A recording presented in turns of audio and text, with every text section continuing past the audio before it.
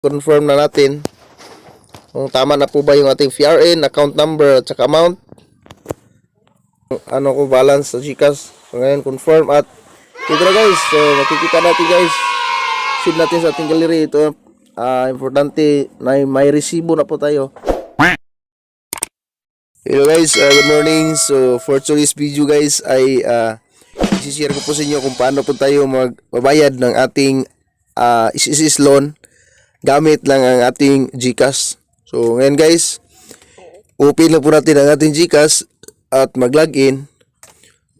Pagkatapos natin na i-login guys, ay dito na po natin makikita ang ating ng ating dashboard sa ating GCash, at ito yung hanapin natin itong bills. So ito guys, bills. So under bills, hanapin natin itong government. Ito, government. At pagkatapos guys, dito na ang ating makikita. Hanapin natin itong SSS, i-search natin sa taas, tapos itong RTPL, ito pangalawa. Kasi magbayad po tayo. Ang meaning po RTPL ay Real Time Processing Loan. RTPL. Tapos, so dito, ilagay lang po natin ang ating amount. So kailangan po na exact amount po ng ating babayaran. Pagkatapos itong PRN o tinatawag na payment reference number. Itong PRN ay yung ipinaka-importante po sa paglagay. So ito po, generate natin yun sa ating SSS account. Pagkatapos dito na natin ilagay at account number. At pagkatapos account number, payment payer type. So dito sa payer type, so individual lang po ang ating pipiliin. At ito sa category, click natin itong country pala. Sorry.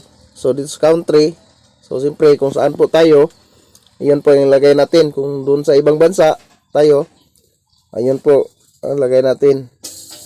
Sa akin po ay Philippines, siyempre. So dito email ad, lagay natin email ad kasi mag-email po ito pagkatapos nating bayad. So ngayon, next na tayo. So next na naman tayo. Pagkatapos i-double check natin bago natin i-confirm. So kung okay na, dito confirm na natin kung tama na po ba yung ating VRN, account number at saka amount. Ano ko balance sa GCash. So ngayon confirm at ito na guys. So makikita natin guys, save natin sa ating gallery. Ito importante na may resibo na po tayo. So dito may 8 pesos po na bayad guys sa ating pag transact sa ating GCash. 8 pesos lang po itong makaltas o service fee. So ngayon guys, tapos na po tayo nakapag bayad. So ngayon mag-i-email naman si SSS. So makatanggap po tayo ng email. So ito na po guys ang email. So napakadali lang po dito guys. So real time po ito. Real time processing loan.